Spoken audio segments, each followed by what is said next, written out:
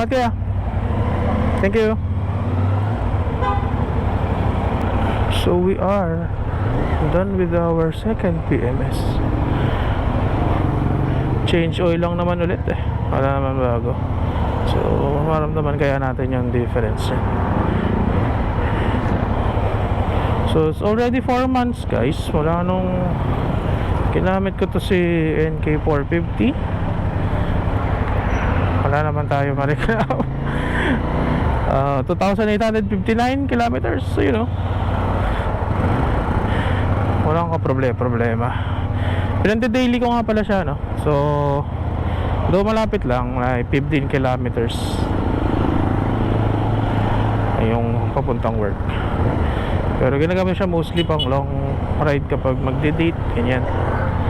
And I gotta say, wala akong mareklamo sa kanya. Ano ba yan? Puro positive. Siyempre may negative. Siguro negative. Siguro galing tayo sa low CC. Kung di nyo natatanong, galing ako sa Sniper 150. At doble siya ng consumption ng sa gas kung kukumpara mo siya sa Sniper. Ang pinaka lowest na nakuha ko dito is 18 kilometers per liter. At ang pinaka matipid naman ay 22 kilometers per liter. So doble talaga. Kasi ang Sniper ko, pinaka matipid ko doon 45 eh. Ang pinaka hindi ko matipid ay 38, mga ganon. Yan, medyo ano siya sa consumption. Pero kung di mo naman titignan nyo, titignan mo yung user experience. So ano ba mga magandang ano ko dito. So isa-isahin natin. So by topic siguro gagawin ko para malinaw, ano. So una, by looks. Halata namang big bike siya sa kalsada. Nililing ko naman siya. Alam naman na ano, big bike siya. Hindi naman siya yung big bike na ano eh, hindi siya halata. Malaki yung katawan niya, lalo na to. Malaki. Tapos yung tunog niya iba din. Madi-differentiate mo talaga siya kasi malayo yung tunog niya sa ano eh, mga single cylinder. Lalo na kapag nilagyan to ng muffler. Naka-stock muffler pa ako dito. Wala pa ako masyadong binabago. Pinaka nabago ko pa lang yung box, yung mga ano lang, mga sobrang minor lang. Box, ito, mga holder, handle grips,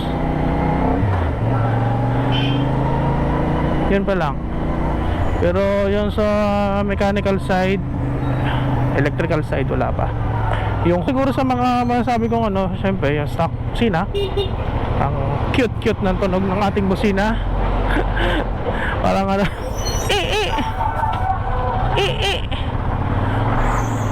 cute ng tunog.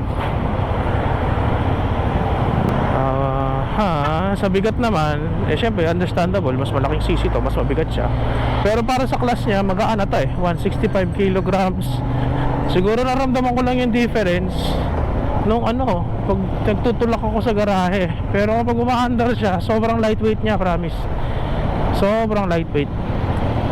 Mabi-flick mo siya na walang problema. Sa looks, ano ba sa looks? Swak lang naman kasi ano eh, medyo subjective kasi pag sa looks. Pero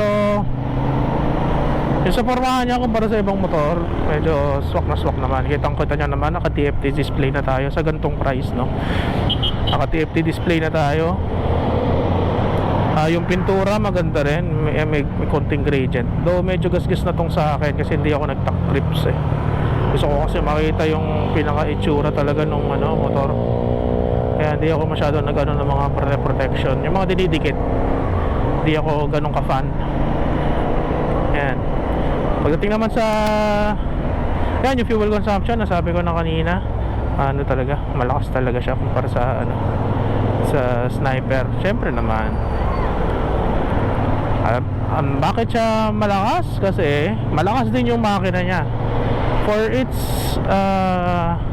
For its size, tingin ko perfect siya sa Philippine roads. Kasi ano eh, hindi ka naman masyado makakapagmabilis dito sa Pilipinas, considering yung ayan, yung kalsada, hindi naman ganun kapatag. Tapos laging may traffic.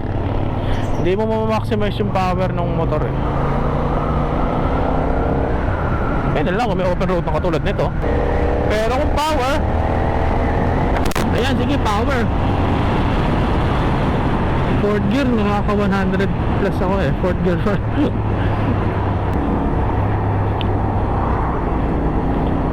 Sa power, sobrang lakas niya, promise. Yun yung isa sa mga bagay na talagang nag-adjust ako sa kanya. Yung power. Ano na kapag low gear, talagang gusto niyang iangat yung front wheels eh. Para medyo ino-hold back, hinihintay ko maka-adjust yung motor mismo sa lakas ng torque niya. Kasi kapag talagang binirit mo, maangat siya, angat. Mag-wheelie siya. Siguro pwede siya sa beginner, pero yung beginner na dahan-dahan lang, yung hindi bara-bara na gumamit, no? Andun na yung overtaking capabilities niya eh. Kaya saktong-sakto naman siya. And I think hindi mo naman kailangan ng mas malakas pa na power kung dito ka lang naman at pang daily commute mo yung bike. It's all good, no? Okay siya. Tapos next is suspension. Siguro suspension, ito pa lang yung stock setting, hindi ko pa pinapa-adjust to eh. Ang setting nito yung pinakamatigas pa rin na preload, pero although matigas siya, hindi siya sumasagad yung shocks, hindi naman siya nag-bottom out. Pero napansin ko, hindi naman siya masakit sa puwet. So kahit yung mga anong lubak na madaanan mo, medyo mapabilis ka ganyan, hindi ka na mayanig, okay lang. Swax lang tayo guys. Braking naman, ito kasi yung unang kong bike na merong ABS. So masasabi ko lang dito sa bike na to, medyo tumaas yung confidence ko sa pagpipreno. Kasi talagang kapag pinigaan mo yung brakes, ilang beses ko na na-try pag kumakagat yung ABS, talagang confident ka na hindi ka lalak, na kahit isagad mo yung preno, hindi ka kakabahan. And yung stopping capability niya, na-try ko na rin naman, maganda. Kahit yung mga sudden na lalo na pag pinagsabay mo yung front and rear brakes niya. Ayan dito tayo sa bypass, ito maganda. Fourth gear.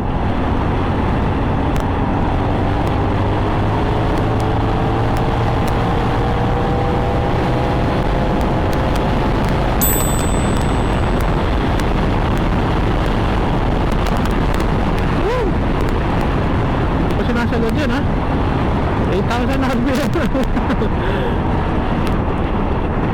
Pinadahan-dahan ko pa yung lagay na yun kasi medyo nakabahan din ako. Kahit sabihin mong diretso yung daan, di mo alam, baka may biglang tumawid dyan or what, may biglang bato, yari. Kaya ito, dahan-dahan natin. Sarap sa gamitan guys, promise. Nagamit ko siya long ride. In terms of posture naman, yung upo, as you expect sa isang naked bike, siya, comfortable naman siya, hindi naman siya nakakangapit. Pag traffic, syempre the usual, nakakangawit sa wrist tsaka sa yung iba kasi kapag nakakapit mo yung tank na katulad ng ganito kapag umaandar ka lang. Kapag traffic kasi yung medyo patukod-tukod ka, yun, medyo nakakangawit. Pero manageable. Yun naman siya yung magreklamo talaga ako na hindi ko siya magagamit pa, gano'n, kaya mapapahinto pa ako or I need some stop over ako para magpahinga. Hindi naman kinakailangan mo stop over. Lang, yung tamang ngawit lang, gano'n. Pagdating naman sa angkas, na-try ko na rin siyang mag-angkas. Naman, comfortable naman si OBR natin. Masakit lang daw yung foot niya kasi kapag malubak kasi matigas yung foam talaga nung nito, ng pillion seat. Yun, doon na siya nakakawin. Pero when it comes sa paggamit ng yung normal na upo, sabihin natin patag yung daan, enjoy naman siya, maganda, relax naman kasi yung upo ko nakabasa din naman sa upo niya, so upright din naman yung upo niya, sakto. Lalo na itong naglagay ako ng box, merong masasandalan yung OBR, so mas okay, basta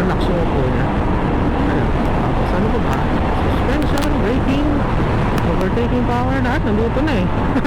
Masyado kong build up, no? Pero base naman kasi sa experience ko, kung sa 4 months na use ko sa kanya, wala akong makitang reklamo. Wala namang big issues na katulad na na-experience sa motor na may electrical issues, may ganyan.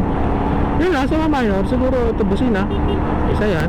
Tapos yung pillion seat, dagdagan ko ng ano, dagdagan ko siya ng foam. Lagdag or palit. Kasi matigas siya eh. Gusto ko siyang palitan na yung memory foam siguro. Yung parang ganito sa driver seat. Yung mapipiga mo talaga. Kasi sa kanya makikita mo makapal siya eh. Pero makapal siya pero matigas. Yun kasi ang makapal siya na matigas. So papalitan mo siya. Makapal pa rin pero malambot. Para naman maano yung baby natin na relax siya kapag bumiyahe tayo. Other than that, wala naman na umano. Yung oil na ginamit natin ngayon, synthetic na tayo. Galing tayo sa service, second service, PMS.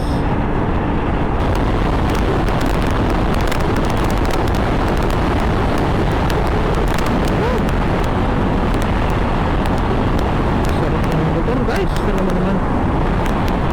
Ito na pala, so smooth kasi yung delivery ng power niya.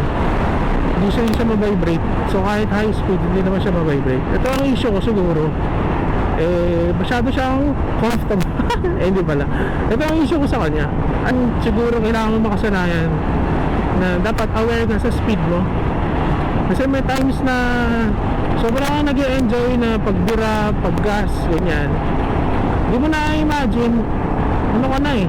80 na yung takbo mo, you're running at 4th gear. Hindi mo alam na 80 ka na. Kasi yun nga, hindi siya ma-vibrate. Pati yung suspension niya and everything kapag pag gumagas ka, kahit dinidiinan mo, hindi siya ma-vibrate eh. Considering na naka-stock type tayo, maingay ito kapag nasa bahay. Pero kapag yung umaandar na ganito, nasa highway, hindi ko siya masyadong marinig. Lalo na kapag naka-helmet ka, hindi mo siya maririnig. So isa siguro yun sa papalitan ko in the future. Given na yan. Ang maganda naman dito, yung stock pipe nya pwede mong palitan as slip-on lang. Kasi yung putol ng stock pipe is catalytic. Hindi mo kailangan mag-cut delete. Yan ang maganda. Maintain mo yung hindi mo na kailangan magpa-remap din. Kasi slip-on lang yung lalagay mo. Ano pa ba? Sa 4 months wala talaga akong wala akong mareklamo. Kasi ako aminin ko, masaya talaga ako kapag ito lang yung inaabangan ko pag pumapasok ako sa trabaho eh. Yung papasok siya pa-uwi. Binibigay niya talaga yung tunay na ligaya na naramdaman ko. Ito lang yung nagpapaligaya ng araw natin, kumukumpleto ng araw natin. Ayan, ako, Diyos ko, ito naman sa Bulacan. Kung gaano kapatagandaan. Yung mga kakilala ko nagtatanong nga din kung may issue daw ba to, kung ano ba na experience ko. I'll be honest naman kung meron, kaso wala talaga eh. Siguro in the future, wag naman sana syempre. Pero sa 4 months of usage, wala akong mareklamo. Wala akong negative na masabi. Mag-enjoy ka dito kada biyahe mo. Kasi kada hagod ng silinyador dito, pati pag shift and everything, lahat swabe. So that's my honest review guys. So hanggang sa muli siguro kapag update tayo. Kasi so far wala talaga akong masabing negative dito. It's a really good contender. Alam niyo, bago ko pinili ito, marami akong sinakyan. Nandyan yung Duke 390, Dominar, pati nga Ninja 650, Ninja 400, Z400. Nasakyan ko lahat yan. Lahat ng mga halos kakategory nito. Trinay ko lahat. And siguro pinili na rin to ng ng katawan ko. Nung pagsakay ko pa lang dito na diba? May ganun parang yung bike yung pumili sa akin pala. Ganun ito pala yung Bristol. Ayan, trinay ko rin yung Bristol, yung Invictus 400 tsaka yung Assassin 400.